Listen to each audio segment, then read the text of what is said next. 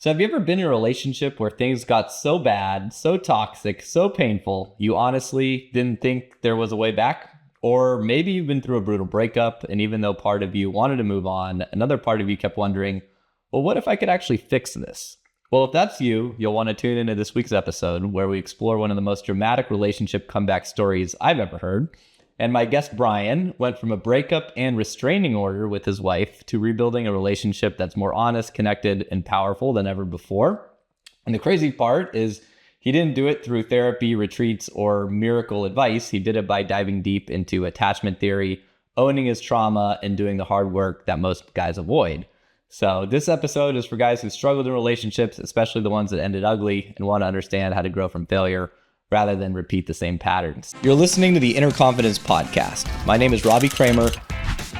I've been a coach since 2007, and I've helped countless men rapidly achieve all of their social and dating goals. My mission is simple: to help you position yourself to meet stunning women, make awesome friends, en route to becoming the most confident and attractive version you can possibly be. I'm absolutely obsessed with giving you the most leveraged ways possible to win the game, so stick around, let's go. Welcome, Bryan. Oh, Robbie, thanks for that introduction, man. I'm so excited to be here. I'm excited to hear this story. It sounds amazing, but you're right. No, I do have a fun story to tell, and I hope the story I tell will resonate with a lot of your listeners, and I hope that the information I share today is going to help change somebody's life, and hopefully we can save some relationships with the information that we share. But yeah, thanks for having me on the show, man. I really love what you're doing, and happy to be a part of it. Thanks. Yeah, of course. And I'm eagerly awaiting to hear the story. So let's dive in. Yeah. So what I'd like to do is I typically like to share a little bit about my childhood, right? Because I truly believe that a lot of my issues in adult, and for all of us really, a lot of our issues coming into adulthood stem from childhood. And and those wounds that we we grow up with, if you will, and we obtain throughout our childhood tends to, resonate in our brains and play out in ways that we don't even understand a lot of times. And that's really what happened to my wife and I. A lot of the subconscious wounds that we were dealing with from our childhoods began to play out in 2024. But, for me, I was raised by a single mom. My mom was 21 years old. My brother and I, my brother was a little older than me, so about a little over a year older than me. So at 21 years old, my mom had two kids, and my father was struggling with addiction. And so they divorced pretty much when I was born. And I was raised by a single mom who really, was trying to find herself in her 20s and, struggled to, just put food on the table. And, at the end of the day, working 2, 3 jobs, didn't have the emotional bandwidth a lot of times to, to really help raise and nurture two boys. Again, as a female, they don't always know what boys need either. So that also difference is sometimes hard, but, and then we moved around a lot too. So my mom was trying to, find out how to live, how to, how to have fun with her life, how to figure out where she needed to be, how to make money, how to pay the bills, how to raise these kids. And man, it was tumultuous, and I saw a lot of things as a child in that atmosphere, if you will, as you can imagine, seeing something growing up that, probably kids shouldn't see or be around and stuff like that. And yeah, so my father was in and out of my childhood as well. So a lot of times he would come into our lives, cause a little chaos, things would get crazy, and then they would fight or whatever and not see each other for a while. And my father was just constantly kind of in and out of my life up until I was about 9 years old. At 9 years old, there was a big incident that happened, and that would be the last time I would see my father for another 3 years. 3 years later, I did see him in a courthouse where my mom was looking for child support, and dad was looking to have some visitation rights, and it just became this mess here in that regard. So I did see him for a short time in the courthouse at 12 years old, and then I did not see him later until I chased him down in my early 20s to find out a little bit more my father. And I was able to have a relationship with my father, thank God. And it was kind of interesting and everything in my 20s for about 6, 7, 8 years before he did ultimately pass away. So that's just a basic outline, if you will, of kind of the way I grew up. I could get into some crazy details and all that, but I don't think we need to do that. But just to give an understanding, like trauma, we obtain trauma throughout our childhoods. And a lot of times a childhood grows up in a, maybe a crazy atmosphere. Like, think of kids that grow up in a war-torn zone or something, where they're seeing bullets fly and everything. That's obvious trauma, and, something like myself, maybe, there was some trauma, there was parties, there was stuff going on that was just maybe crazy, moving around a lot. Could also be difficult. Not having the nurturing that we needed as kids would play out.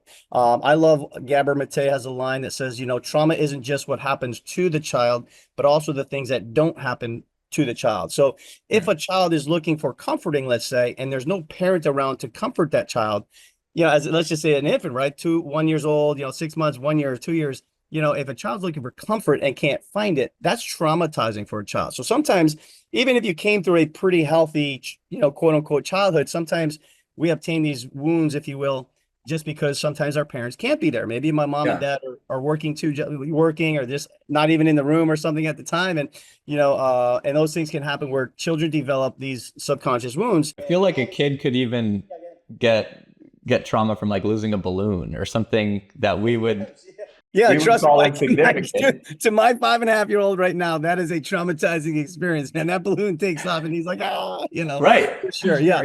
So it's funny because something simple like that to us, we can laugh about it as adults, but as a child, that can be kind of traumatizing. And trauma really begins to develop over two things, mostly repetition and emotion. These are the things that are going to really set in a child's brain and develop more of those wounds. So again, emotion is really the big player, because emotional can be the stronger of the two. Because let's just say you drive to work every day and you're fine, never even think about it, get in your car, drive to work, no problem. You do that for 10 years, but one day you get in that car and you have an accident at a certain road at a certain light, and it's a pretty bad accident, right? Now, every time you get in that car and you're driving to work again, you may have some subconscious like repercussions going on there because of that one-time trauma. So trauma is basically from emotional and repetition, but it doesn't always have to be repetition. So, but essentially it's throughout our lives. And for a lot of it is childhood related, the formative years, 0 to 7, even 8 years old are extremely formative. There's studies about that as how, sometimes the first 7 years are just like the hyper most critical years of a child's life, if you will, person's life. Sometimes you can really set a pattern for a child for their whole life in that first 7 years. So coming through some dysfunctionality in there as a child, it's going to set me up for some failure coming on into my adult life. And that's kind of what played out for my wife and I. My wife, just real quick, she also came through her own dysfunctional family. Their family had some issues and some stuff like that. And there was a lot of trauma on her side. So she was dealing with her own trauma, in her adult life. And ultimately we got together, about 2015, 2016, I think it is. But in 2024, we were already 8 years into our relationship, and really things were going fairly well. I would have thought, we had a pretty good relationship. We didn't have too many fights. We didn't have any drug issues. There was no money issues. We both work hard. We both pay the bills. We both, have our own lives a little bit, but we have a lot of fun together. We just really love each other and connected, and we actually loved each other tremendously. But we would have some of this. Kids? Yeah, so I have a 5 at the time. My son Dax, he was 4.5. And then I have a stepdaughter who's about to turn 14 now. So she was about 12 at the time. So yeah, they're just great kids. And so the thing that is funny, because what happened with my son when he was born, a lot of our fighting began to kind of exacerbate a little bit. We started to touch those wounds a little bit. We started to see each other more. You're starting to fight over like the parenting styles and some of the things, with your kid. Kids are the greatest thing in the world, but they will also challenge you in ways that are really kind of like interesting, right? And challenge you to be the best person you can be, but they're going to push buttons. They're going to show you who you are sometimes, and your parenting style versus your wife sometimes. And that's really what started to happen. That was triggering some of our wounds, if you will. And we would have some of these minor fights, but I would consider mostly minor fights, nothing major per se. 2020 and 2021 was kind of hard. We had, with the COVID stuff and the shutdowns, being locked in together sometimes. That was a little tough year for some things there as well. And at that point, my son was only, just like 1 year old. And so we were still dealing with, figuring the parenting stuff out. So it was a little bit of my wife and I don't have kids yet, but we're planning, maybe a year and a half from now. Nice. And I'm already kind of like anticipating that could cause a lot of, disagreements over who does what, or, like kids crying in the middle of the night is like, who's going to get up to deal with this? Like, you do it. No, you do it. And those are some of the things we would literally fight about. And so not only, if the kids cry, and in fact, that's one of the things we did fight about. Like my son would be in his crib sometimes, and I would be the one that kind of get up. And I was always the one that I had no problem with that, because I always felt like, hey, my wife, she went through the pregnancy. I got to do everything I can to keep her, let her rest and deal with that. That's fine. Also she would work, so many crazy. I had no problem being the one to get up, but then we started to get to the point where like, is that the right thing to do? Right. Should you be getting up? Are you're comforting him, and like you're not letting him self-soothe. And this became this whole issue of like, do you let him self-soothe, or do you comfort him and let him and put him back to sleep? And so these are some questions that really that's one of the questions we started to have, and that was something that started to kind of again trigger some of these minor fights, but nothing was major. We loved each other tremendously. We had overall a pretty good relationship. But through the couple of years with my son and everything else, Things started to play out in 2024 February. We had a pretty good fight. I was out working. I didn't get home till 8, 9 o'clock at night. My wife was home with the kids, and my son was acting up a little bit. And by the time I got home, she was like fired up. She just wanted to talk about some things and parenting and all this. And I said, man, I had a sore throat at the time, and I said, man, I'm exhausted. Can we put this on the shelf and do this another night? And she was not in the mood. She wanted to talk about it that night. And so now I'm listening to defend. And this is something that we do a lot of times. Instead of listening to understand, we're triggered a little bit. We're now listening to defend and not take ownership of our issues, if you will. And so that was starting to happen. I was looking at, listen, and I'd, that's not happened. That's not the way it is. And you don't understand and all this other stuff. We kind of worked that out. But at that point, she says, hey, you know what? I think it would be great if you went and saw a therapist. And I'm like, okay, I'm okay with that. Like, I will take some, yeah, I'm fine with that. And here's a tough thing for us to do, whether it's male or female. It's really tough for us to accept that we may be part of the problem, right? We never want to say it's my fault. I'm part of the problem here, right?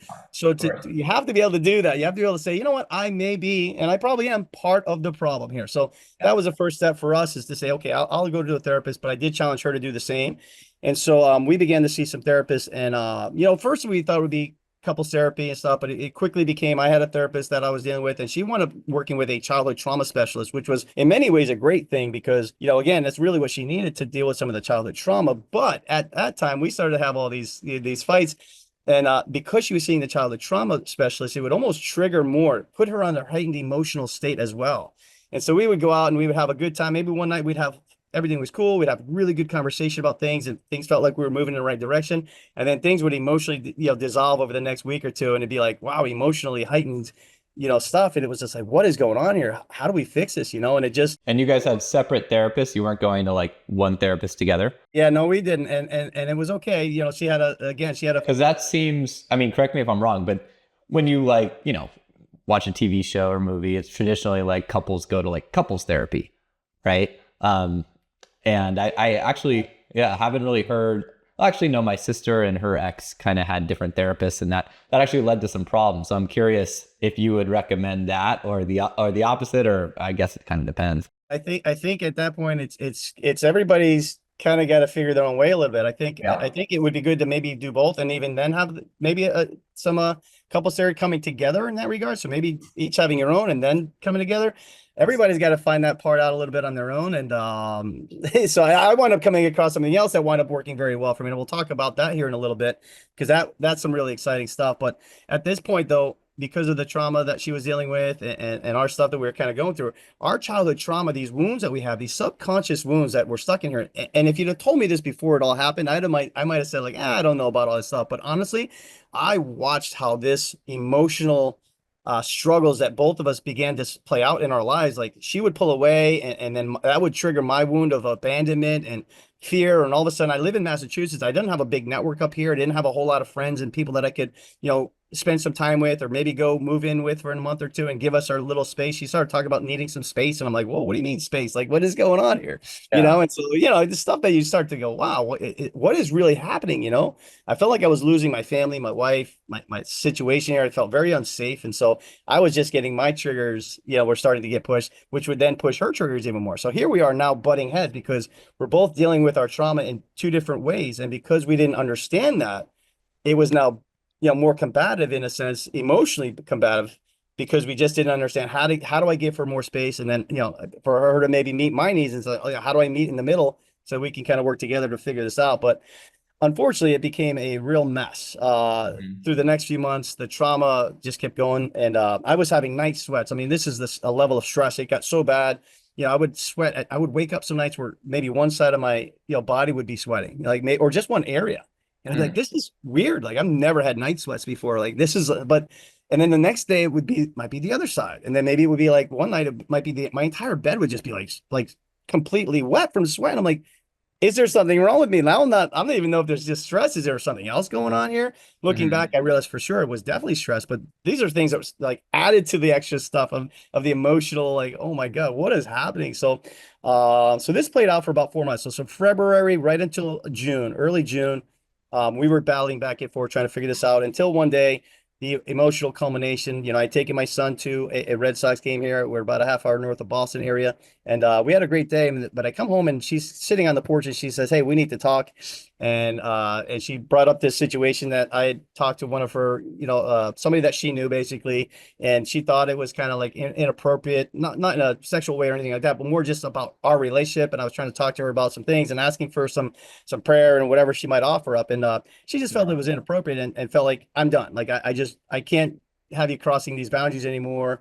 And I'm going to put a restraining order on you, a restraining order on you. And I said, "Oh my, like, wow, is this for real?" Like, I was just like, this is serious. And she goes, "Yeah, yeah, it's not words you want to hear. I promise you." It's at that point, it's like, wow, this is pretty bad. But she was pretty serious. I looked at her, I said, "You know what? No problem." I went in, I grabbed my stuff, and I was like, I'm done. Like, I just don't even know what to do anymore. At that point, I really felt the relationship was over. Yeah. And I was talking to a buddy of mine. I said, "Hey, man, I'm on the phone with my friend."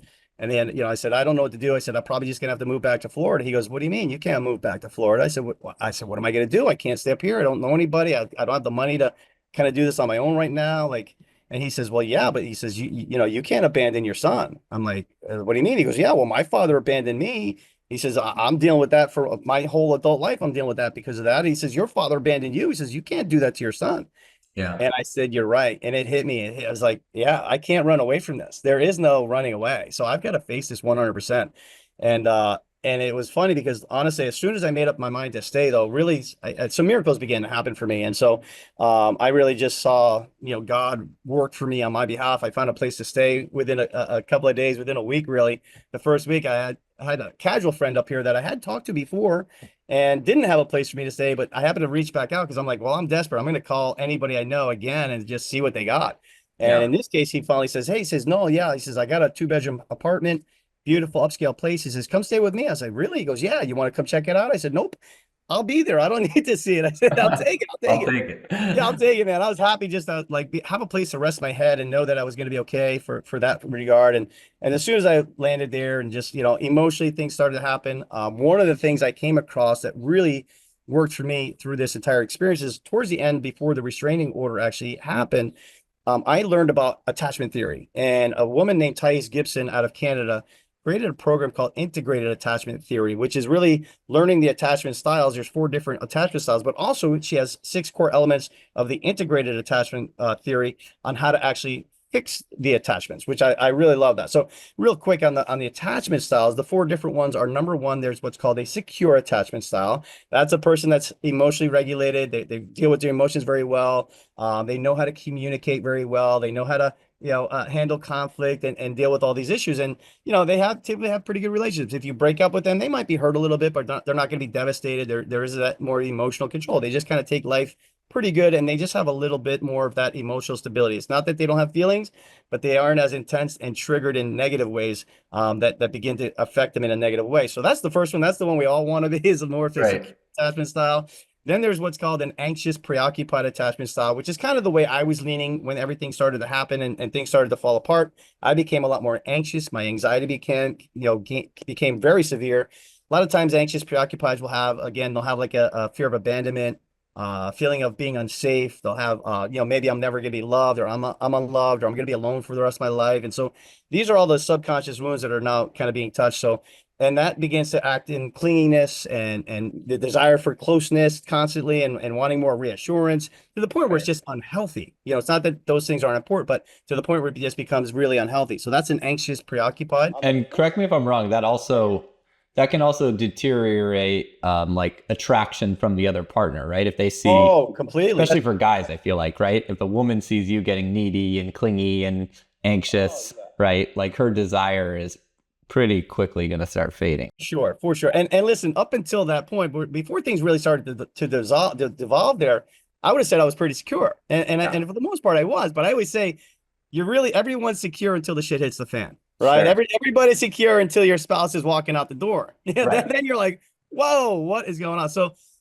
But this is what it took to kind of bring those out for us. So the subconscious started to show me and reveal, like, oh, you've got some weaknesses here, and you are in this negative zone, if you will. So yeah, but 100% right. Yes. Anxious, being needy and clingy. No woman likes that.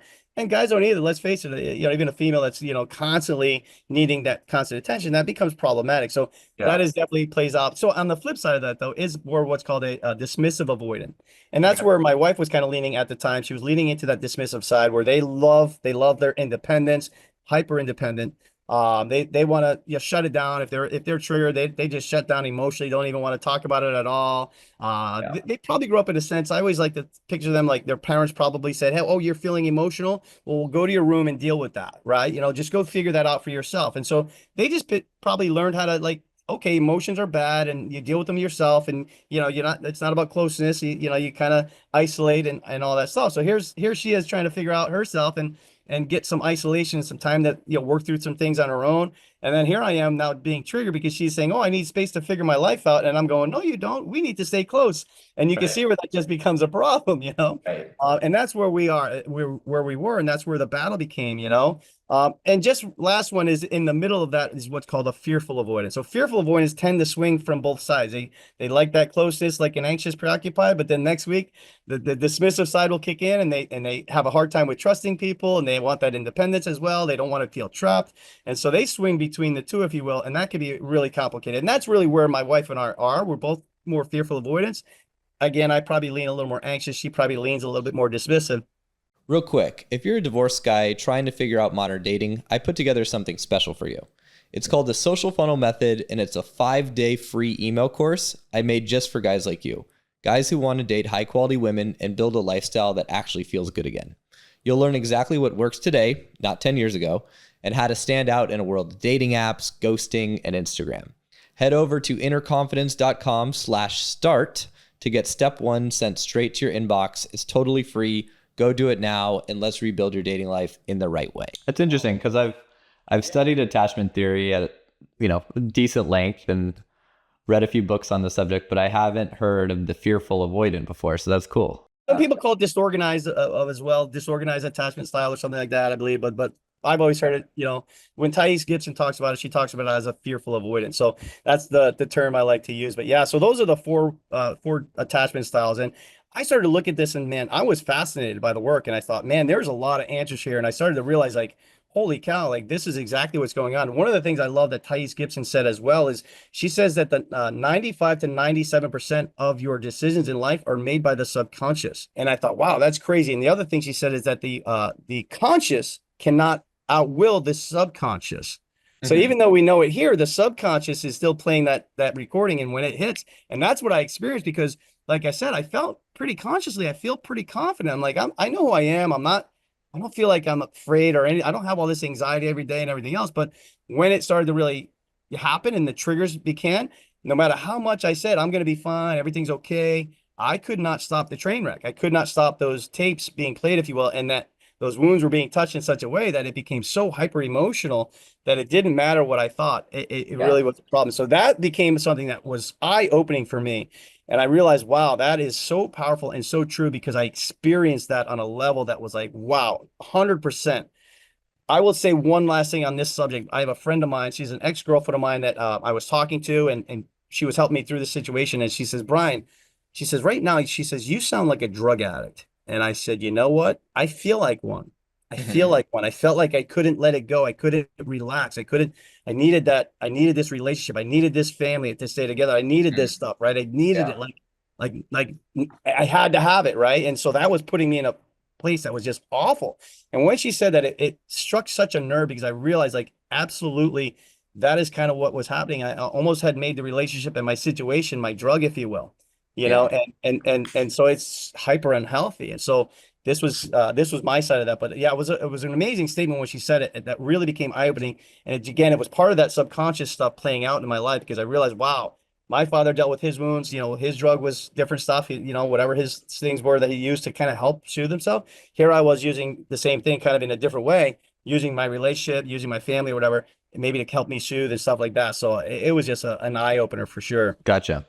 And that was, you kind of realized all this stuff once you had moved in with your buddy, or? So I came across the attachment, integrated attachment theory work right near the end before the restraining order was placed on me. So maybe a couple of weeks, maybe a month or so before I actually got thrown out of the house, if you will. And I tried to use this stuff. I tried to introduce some of this to my girl, but unfortunately at that point it just wasn't meant to be. So, but yeah, I continued to work though. So once I got thrown out and I was settled in with my house into my apartment with my friend Bob here, who was also facing a divorce, man. Bob was going through divorce. We were able to help each other in such a great way. Like we've just bonded through that experience, and I'm eternally grateful for Bob being there for me, and hope the same with him. I think he would say the same. Like we just helped each other. I work with a lot of divorced guys, and what I find in common pretty much all the time when they reach out is they don't really have anyone they can talk to.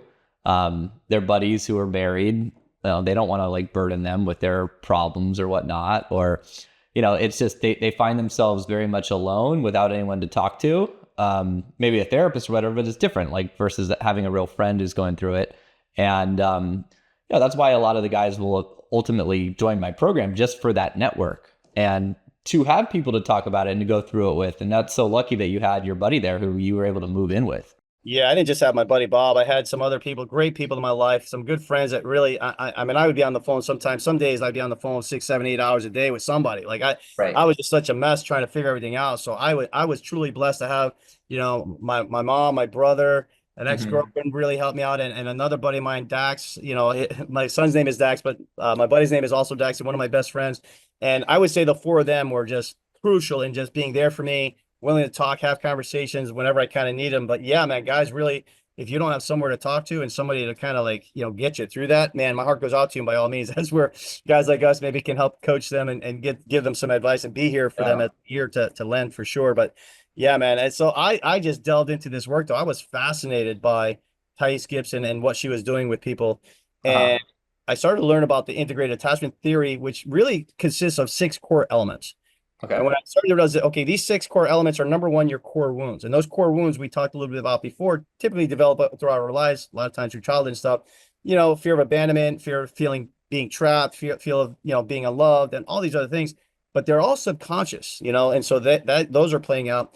Our needs are very important. So number one, core wounds. Number two, working on our needs, understanding what do I really need in life? What are my true needs? Not, like what do I want? Like I love contribution. I love, being connected to people, stuff like that. So understanding what are my needs and asking myself that question, right? And then I need to understand my emotions. All right. Learning my emotions. Okay. If I'm angry, anger is not a bad thing per se, but then I have to ask myself, why? Why am I angry?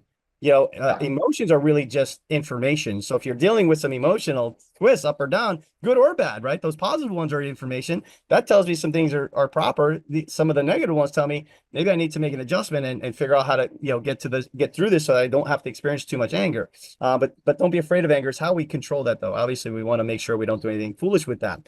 And then we're going to do our boundaries, right? How do I set certain boundaries in my life? What do I need to say? Hey, this is important to me. I need you to respect this particular boundary without being too extreme where it's like, okay, you're just being senseless, also not having any boundaries. So like a lot of times anxious preoccupieds will almost be boundaryless. Like they just don't have any boundaries. They're just all about connection. And it's like, okay, you can cross my boundaries anytime. So long as we're connected, Right. Yeah. So, and a dismissive might have extreme boundaries, but then, but they're maybe a little too out there, if you will.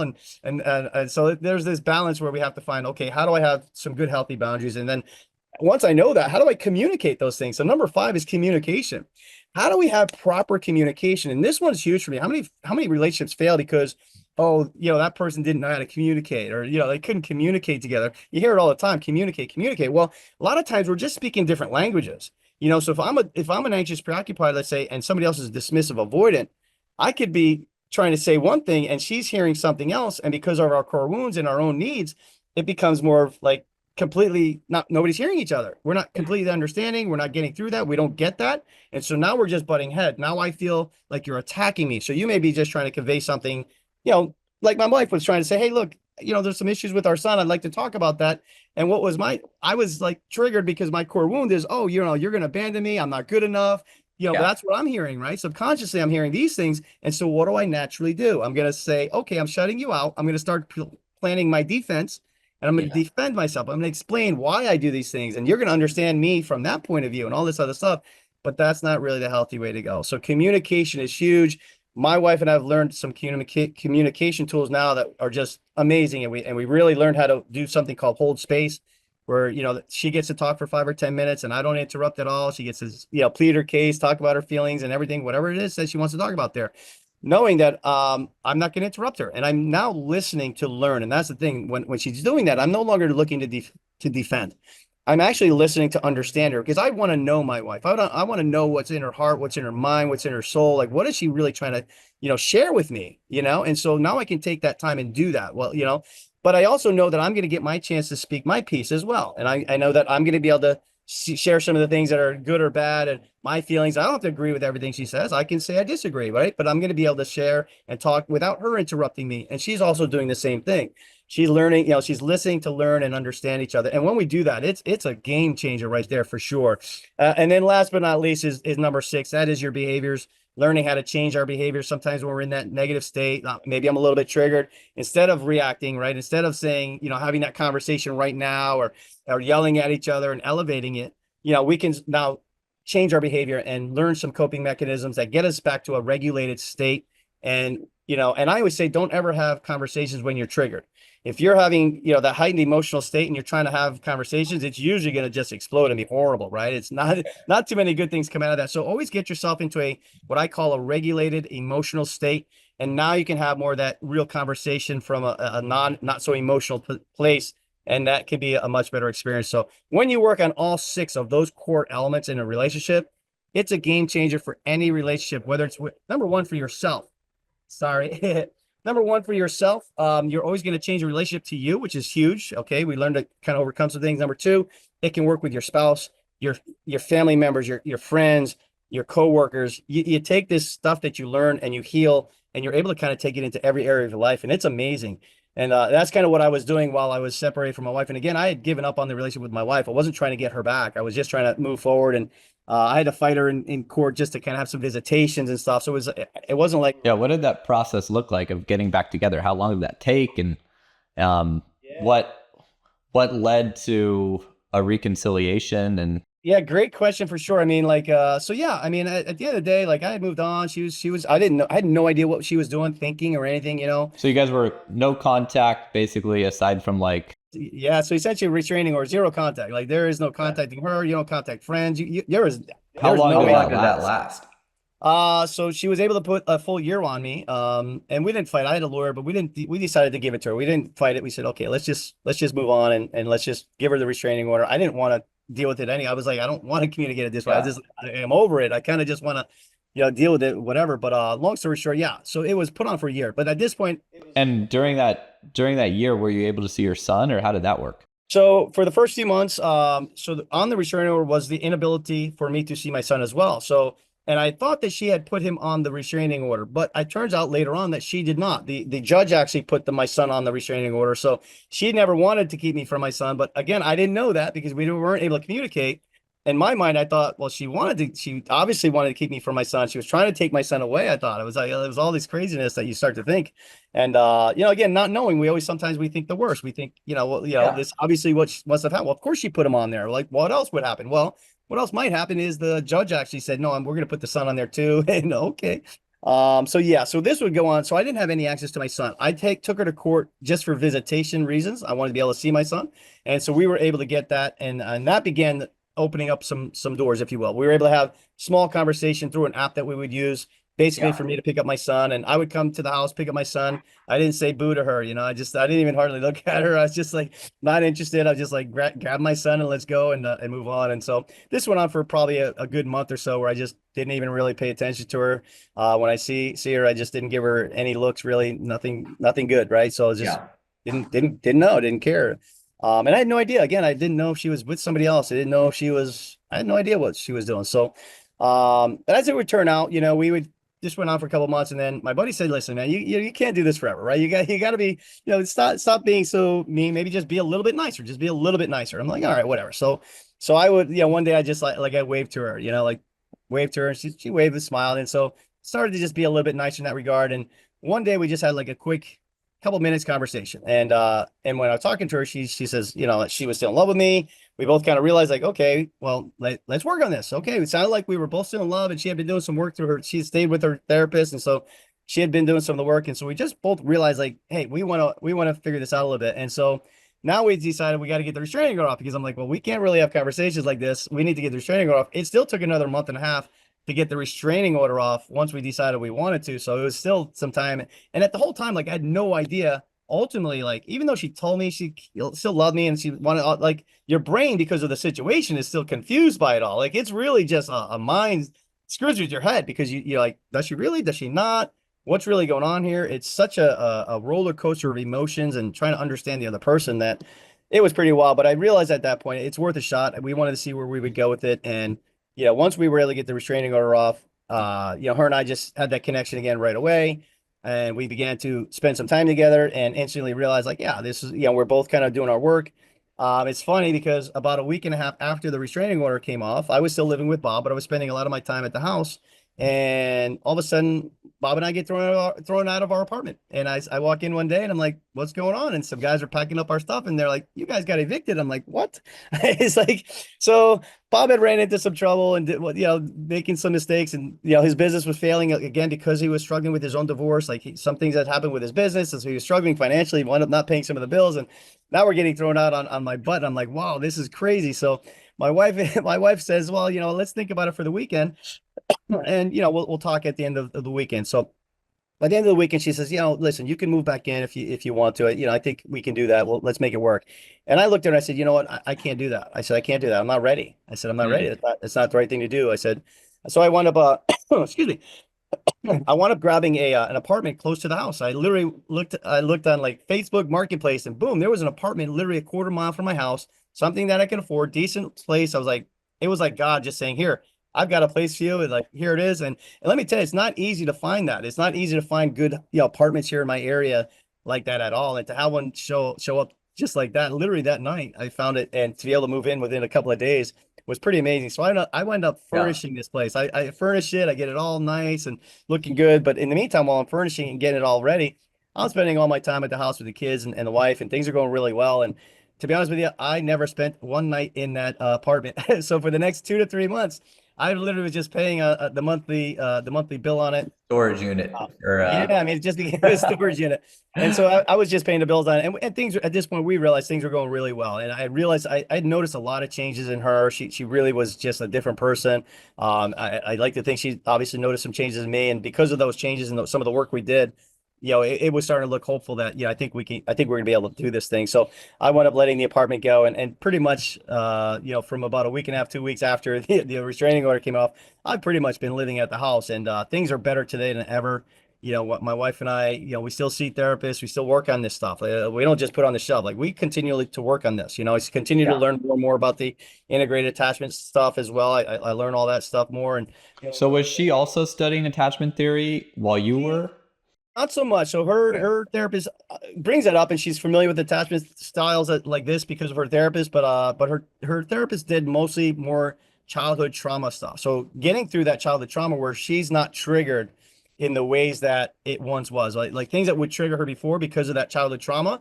Now that she's done some of that work, was no longer triggering her, and she got a lot of awarenesses, like myself, because of the extreme measures that we were dealing with.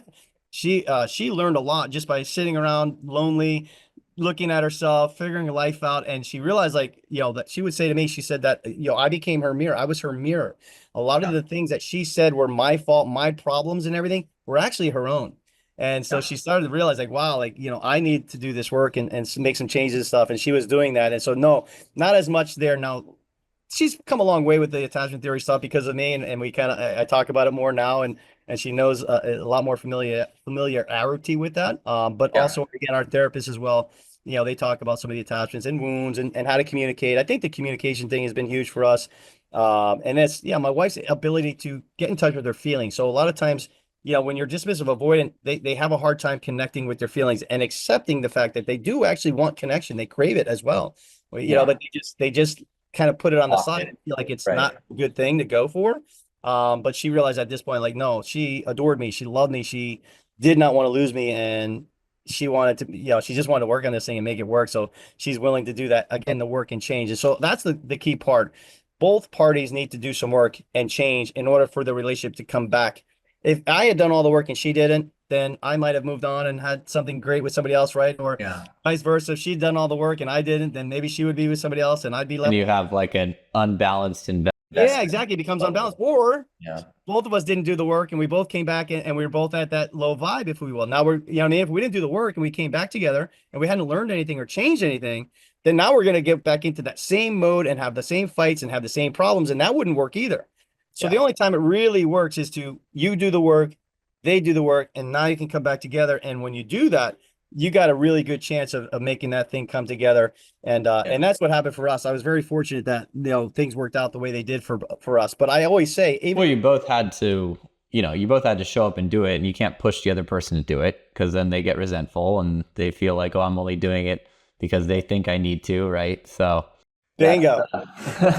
Bingo. And that's the thing, man. It was so great because I always say, like, listen, the restraining order became a gift. You know, a lot of times, you know, it felt like I was being punished at the time. Like, it feels like punishment, but it was the best thing that ever happened to me. And the restraining order became an amazing tool that caused us to separate. We had to then separate. We had no. it took away the option for you to try to like convince her or change her mind or do all the things that like most guys would do. It was no longer an option. I couldn't convince her. I could do nothing. All I had to do was let her go.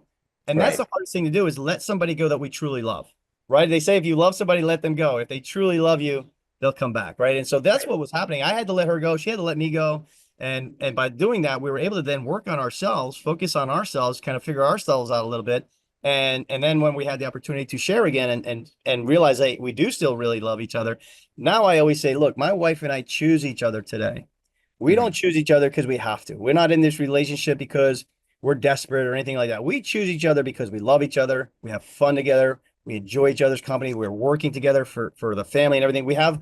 We're going in the right direction together, and it's healthier. It's happier. It's like a much greater connection. I try to meet her needs more. She tries to meet my needs more. Like it's like 1,000 times better than what we had before. And it took, unfortunately, an incredible hard experience to get to this point. I don't recommend people go that route, right? I mean, if you can avoid that fail that we had, you know, like my website is Make Your Relationship Fail, because I like to think of failure can be the greatest thing that ever happens to us, but it's not necessarily the goal, right? It's not like I want to fail, but sometimes it takes that failure. Sometimes it takes an extreme measure of failure for us to wake up and go, wow, wait a second, I need to take a serious look at, you know, the way I'm doing things and what I'm doing here. And a lot of things were revealed to me because of the extreme measure of this. Like, having a restraining order was like the most stressful thing in the world, but it allowed me to look and take ownership of my own stuff and my own behaviors. Well, I think that's the key word there, is ownership. Whereas a lot of guys would just say, you know, fuck her, she's a bitch, blah, blah, blah, and play the victim role, versus what you did was the opposite. You took ownership and you're like, okay, what can I do to heal myself? And I'm not going to try to like force this, or I can't force it because of the restraining order, but how can I grow as a person? And you give her the space to do the same thing. And then, how long were you guys separated? So from start to finish, we were separated for just a little over 4 months. So about 4.5 months. Yeah. So it wasn't, listen, I got lucky. It could have been way longer. I have a good friend of mine who literally went through a very similar experience, and they were separated for 16 months, and he's now back together with his wife, and things are good with them. But so sometimes it does take longer, but at the end of the day, like, to me, it's just about doing the work, having some faith, and being willing to look at yourself and say, okay, I'm going to do the work, and I don't know where this is going to land. I don't know what's going to happen. I had no idea what was going to happen. I just knew that if I did the work, I would have had a better chance of success with something, you know. And do you feel like your attachment style, has that changed or adapted based on what you've learned? Yeah, absolutely. So one of the things we do, is work on those core wounds. So number one, having those core wounds being revealed tremendously is the awareness is huge. Now that I'm aware of them, now I can do some what's called reprogramming exercises, and Thais Gibson has some good reprogramming exercises so that we can begin to heal those wounds and begin to work on those. And I mean, I don't know. Like I always say, like, I feel pretty confident again. I feel like I've done a lot of that work.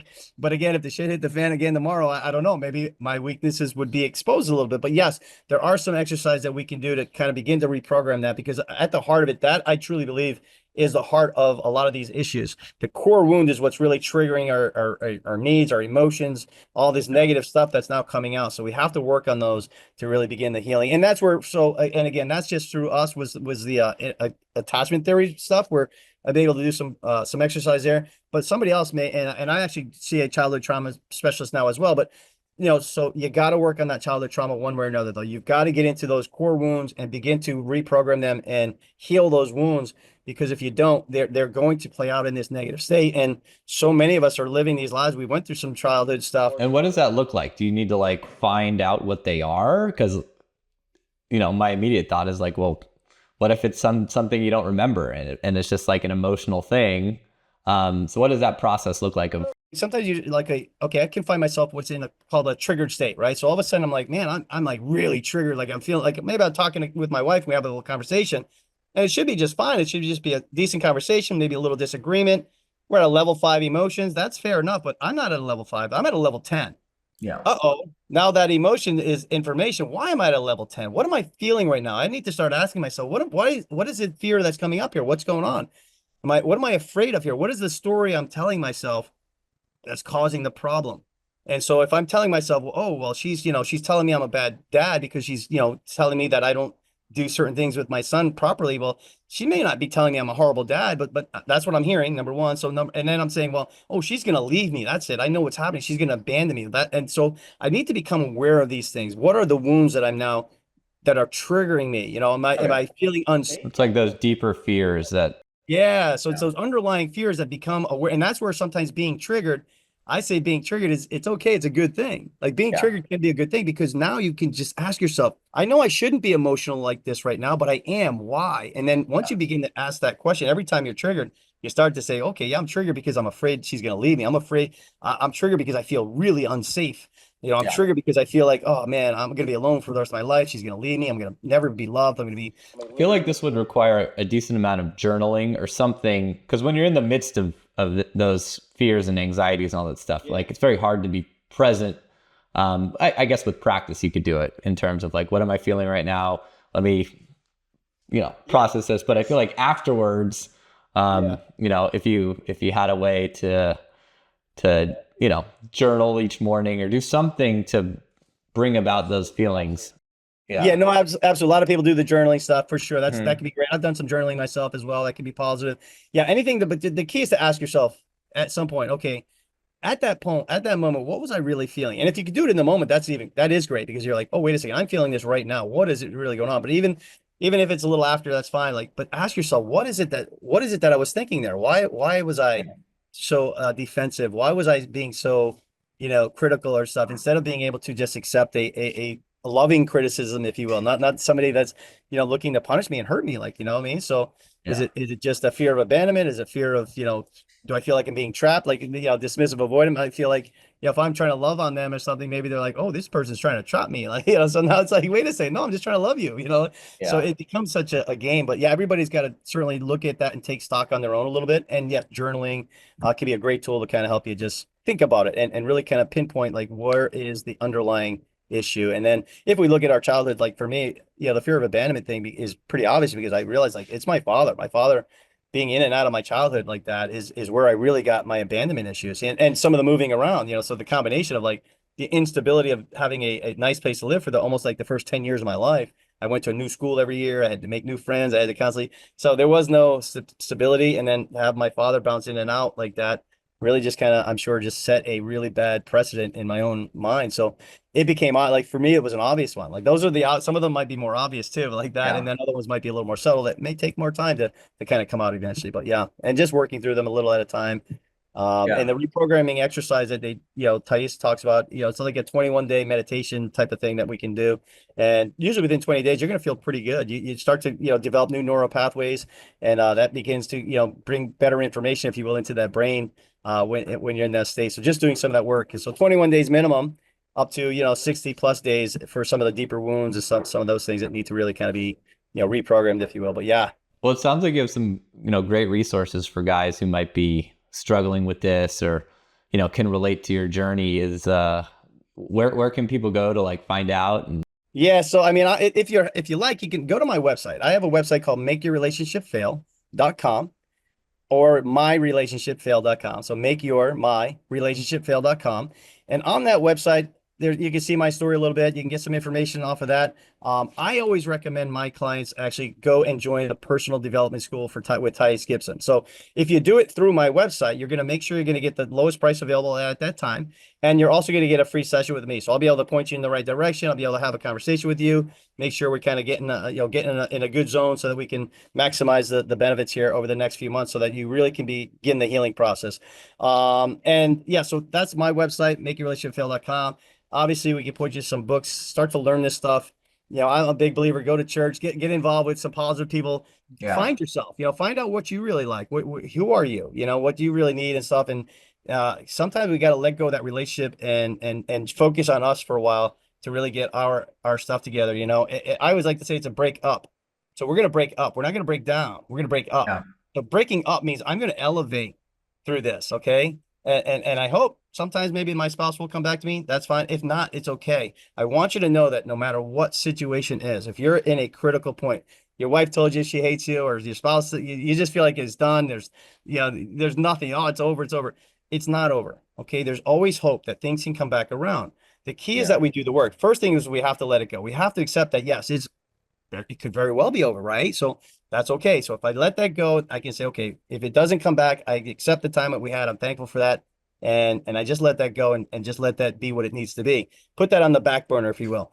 Focus on me, do the work. And when I do that now, if that other person, like we talked about before, if that other person is willing to meet us there, we can come back together and we can get through anything. If I can get through a restraining order and some of this stuff that we did, and there's so many countless stories out there of people like me as well that went through some really hard times to get to this point, and use the failure for your launching pad. I always like to say, failure can be like a super ball, and the harder you throw a super ball on the ground, the harder it hits, the higher that super ball can bounce. And I like to think about that.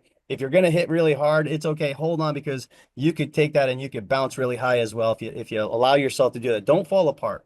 Yeah. Let it all come together. Take your time, focus, breathe, relax. It's going to be okay. I promise you it will be. It just may take a little time here, but things can turn around sometimes quicker than you ever think. Sometimes it does take a little bit longer, but at the end of the day, we just got to put our head down, do the work, and just let it. Yeah, you have to remember too that the opposite of love isn't hate, it's indifference, they say. So, if your partner or wife, whatever, is super, you think she hates you, that's better than she feels nothing for you. So That's true. That's been said. And yeah, emotion, at least there's some emotion there that's better than nothing. Yeah, indifference is the death note on a relationship. But yeah, the thing is when you're in that zone, though, the thing is you don't know, right? Because your spouse looks at you and tells you they're upset, you're angry, you've had these fights, and you start looking back and you go, oh, it's over. It's over. Yeah. And now you're feeling desperate. You feel like, oh, there's never going to come back. There's no way this can work out. And that's just not true. You can't tell yourself that. You have to just be able to say, you know what? I don't know what's going to happen. I don't know. Yes, it's possible that it's over. Yes, we may never be able to do that. And if that's the case, that's okay. You just need to know that you're going to be okay, but do the work. Use this as a launching pad, as something that's going to be great. So you can look back and say, wow, you know what? This is what happened. I learned from it. And now, a year, 5 years, 10 years later, I've got this incredible life now, and I have great relationships and all this other stuff that I can now have because I went through a pretty bad experience that taught me so much. That's the key. Right. Learn from it. That's my thing. Is I like to fail forward. I like to say fail is the new F word. And we're gonna fail forward, right? We can't be afraid of. I like that. Fail is a new F word. And the thing is this: we can't be afraid to fail, right? Taking a chance. Love is hard sometimes, and it's risky, and it's being vulnerable. But it's worth it. It's worth being vulnerable sometimes, and sometimes it doesn't pan out, or it doesn't work out the way we think it's supposed to at that time. But I promise you, it will come back around, and someday later you'll look back and go, wow, that makes sense as to why that didn't work out. Now it's okay, For sure. Well, I'm so glad that it did work out for you, and I think the message for other guys listening is super powerful to not just give up and play the victim and do all that stuff. So for anyone who's in it, reach out to Bryan. If don't lose hope is kind of the main message I'm hearing. So Bryan, thanks so much for coming on. I appreciate you sharing your story and your wisdom with everyone here. Yeah, no, thanks for having me, man. This is a great time, and I really appreciate it. I love your show, man. I love what you're doing. And so, man, it's been an honor just to be here, spending time with you. And like I said, if anybody else does need help, please go to my website. Please call me, contact me, whatever. I'll be happy to help you, man. MyRelationshipFail.com or MakeYourRelationshipFail.com. And let's get you on the right track for sure, man. Right. Thanks, Bryan. Thanks, guys. Thank you. Out of all the guys I know, the only ones who managed to consistently win the game are those who built and invested in a high status social circle. You can certainly approach women and try your luck on the apps if you're a Chad, but those strategies simply don't work consistently to attract top tier women and awesome friends into your life. But for most guys, the idea of building a social circle can feel overwhelming, so they continue to hunt for women in their usual ways and end up settling for a girl they were never really that excited about in the first place. To avoid this fate, join our community and instantly plug into a highly vetted social circle of cool dudes to network and navigate your journey with. You already know it's hard to find wingmen because the good ones don't stay in the game very long. Many of our members travel together, end up living together, build amazing circles, and even businesses together, both in the West and in many of the best locations around the globe with gorgeous women and low cost of living. I'm extremely careful who I let into this community, but if you feel like you'd make a good fit, you can apply to join. The link's in the description.